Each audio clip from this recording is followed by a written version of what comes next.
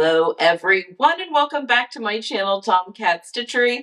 I'm Whitney and today we're doing a one pattern, two bodies kind of pattern review. I have made a jacket here for both myself and Jenny, and we're going to be going through that and talking about it a little bit. We're two different color palettes, we're two different body shapes, two different heights. She is tall, I am short, all of that. So just kind of a way, maybe you can see the pattern a couple of different ways. I haven't done anything to the pattern other than just some alterations for our bodies. So they are the patterns as is, but very pleased with this pattern and excited to share all of the details about the making of the Itch to Stitch Andy's jacket. Okay, so let's talk a little bit about this pattern and then we'll get into kind of the specifics on my version versus Jenny's version. So this is the Itch to Stitch Andy's jacket. This was released back last fall, I think it was last fall. I did not test it because I was having a really hard time finding soft shell fabric. So this jacket has been made with soft shell fabric in mind. Let's talk about that for just a real quick second. What is soft shell? Soft shell is a double-sided fabric. It is kind of a almost a nylon raincoat kind of feeling fabric on one side, and then on the wrong side, it's fleece. It is lovely.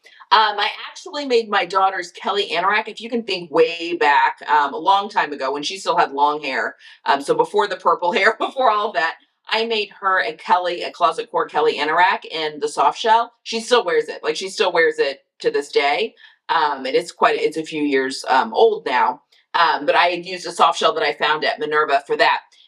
It's kind of hard to find soft shell, especially to find it in colors that aren't like, black, gray, navy, because you can find it it's a technical fabric. It's an activewear kind of technical type fabric. You can find it in a few places in those kind of colors, but I was having a really hard time finding some that were in, I wanted to use some different colors.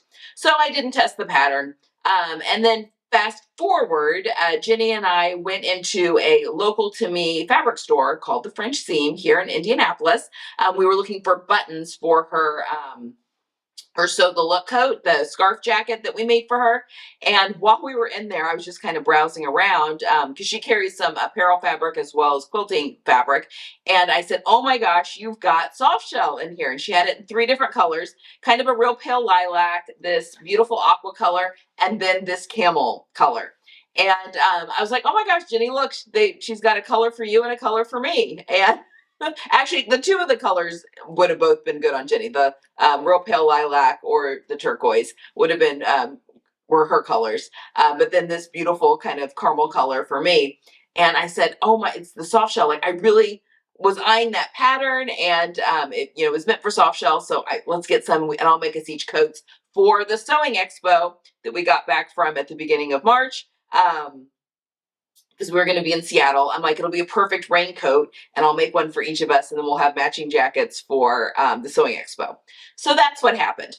Now, what makes soft shell, why a jacket would be, you could probably make this jacket in other fabrics, but what makes it special is that soft shell has some stretch to it. So it's got a little bit of a give and a little bit of stretch that kind of comes, not a ton, but it is a stretch woven. Like there is some stretch in there, maybe 10% stretch in this particular fabric. I will link the fabric that we got. The gal that owns French Seam said that she gets hers from, I think she said from the Netherlands is where they order theirs from. So I'm linking where we got ours down below. If she is out though, send her an email. She said that she can get more. So if you're wanting some of this fabric, you can just go to the link that's in the description box. She said she can get more. And maybe even in other colors as well. So definitely let her know, and she'll do that. She sells online and stuff and does ship. So just a little heads up on that. Okay, so that's the reason. So the pattern it's a pretty tight, like close fitting coat because the soft shell fabric does have stretch to it. So it's more of an athletic type of fabric or type of jacket. It comes with this really nice deep hood. Technically the hood is supposed to be lined. The instructions call for it to be lined.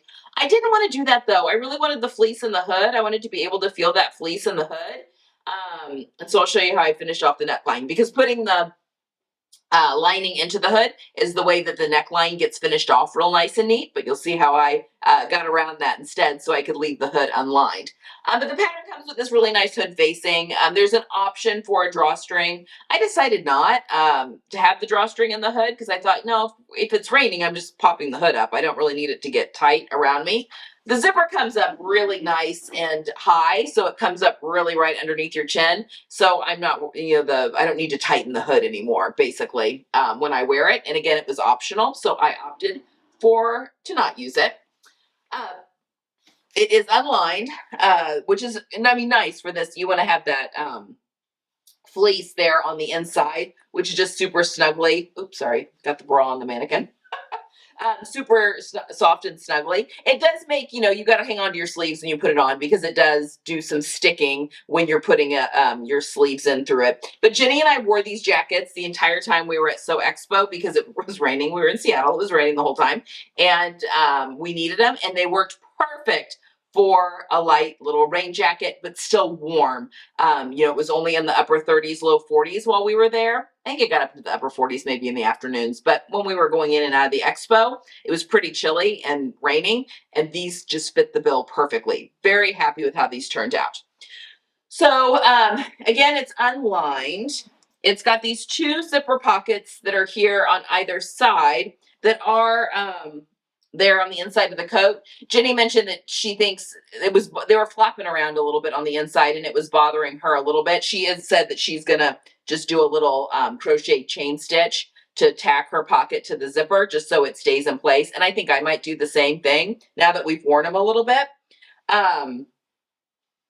But this is what I did for the neckline. So instead of finishing off with the lining, I took bias binding and just finished off the seam. So they're at the neckline on both of these.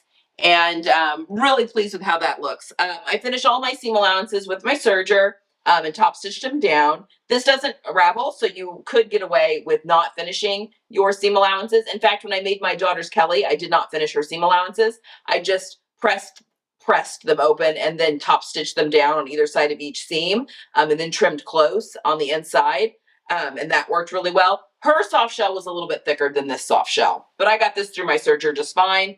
So the serger was more just to have a clean finish there on the inside, kind of, I guess. You do need to be careful with pressing. This is a synthetic fabric. You don't want to melt anything, so use a pressing cloth and be very gentle. I didn't do much pressing. It was mostly top stitching that got my seams nice and flat.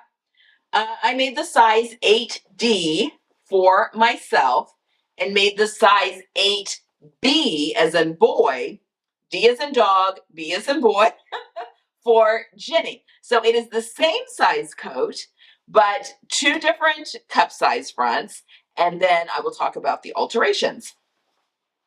So this was actually a really fun project. I got these cut out one day, and so I had them all cut out and ready to go, and I sat down on a Saturday and made them both. I realized I sew fast, so that's not typical, but they're not as involved of a coat as you might think. I think the average person could get through one of them relatively quickly compared to other coat patterns. It took me 3 Indiana Jones movies to make the two of these. Indiana Jones is one of those movies, like series that I can have on at any time, and I'm not watching it. I just have it on for kind of background noise. I don't know why. That and Pirates of the Caribbean movie franchise, I will put one of the two of those on and maybe see action scenes in them. I don't know. But those are good, the ones that my brain always likes having on in the background.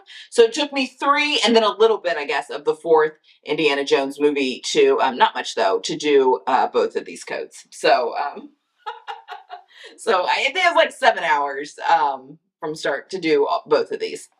The only thing that I would change about this pattern is finishing off the edge of the zipper here with twill tape. The Nazar hoodie from Itch to Stitch has you finishing off the zipper edge with like a piece of ribbon or twill tape just to kind of give it a real clean finish on the inside. I really like that, and I kind of wish I would have done that on this one too. I mean, I don't have a need for another one in my wardrobe now that I have this one, but if I'm ever making this again, I will do that in the future. What else? I did use Wonder Clips when I was sewing this together instead of pens because this will uh, make holes that don't necessarily close up as easily. It's not like leather completely, but I did notice that the holes don't go away as easily as they do in other woven fabrics. So I did, instead of pinning my pieces, I used clips instead, the Wonder Clips instead, and that worked really well. And it also helped with the bulk. So because I couldn't really iron, like when I was top stitching around the edge, I could put my clips in all the way around to keep this nice and firm, and then I didn't have to remove them. I could sew because they weren't interfering with the needle. I could sew with those still on and would keep everything in place really nice and neat. So that worked really well for these. Okay, alterations. I'll show you the inside. I'll show you Jenni's pockets too because they're really cute. I used a fat quarter from one of the older, when So Haley Jane boxes still were doing the fat quarters in there. I used a fat quarter from there for the inside of hers, and then a linen remnant a bias strip that I had to finish off her little neck edge right there. Okay, so alterations. I, again, made the 8 with the D cup. This shirt is still sticking to me. It's kind of humid today. It's warm today, so I'm giving it a try, but I still feel like it's sticking to me. The jury's still out on this Major L. I think it's the fabric. Anyway, for the alterations, I shortened the bodice 1 inch on mine and shortened the sleeves. I think I only shortened the sleeves 3/4 of an inch. I didn't do a full inch on the sleeves. That's the only alteration I made to mine. Shortened the bodice by 1 inch, shortened the sleeves by 3/4 of an inch. For Jenni's, and again, this is the D is in dog cup.